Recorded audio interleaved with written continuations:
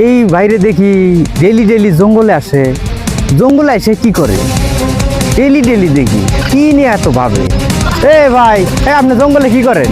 হ্যাঁ ভাই, এই গাছ গুছালি নিয়ে আর কি একটু গবেষণা করতেছি। গাছ গুছালি তো মানুষের প্রত্যেকটা জিনিসের জন্য দরকার, উপকারী, শরীরের জন্য প্রত্যেকটা মানুষেরই মানে এই গাছ কিন্তু অনেক উপকার দেয়।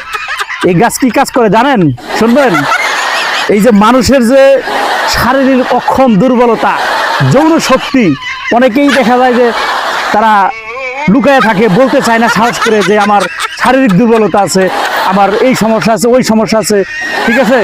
তাদের জন্য এই গাছটা, আমি কিন্তু এই গাছের জন্যই কিন্তু মাঝে মধ্যে এই বন জঙ্গলের মধ্যে এসে লোকজনের ট্রিটমেন্ট দেওয়ার জন্য, এই গাছ খাওয়ানোর জন্যই কিন্তু আমি আসি মূলত এখানে, ঠিক আছে? এই গাছ খেলে মানুষের, পুরুষ মানুষের যাদের শারীরিক দুর্বলতা আছে অনেক স্ট্রং হবে, অনেক মজবুত হবে, অনেক লাস্টিং করতে পারবে।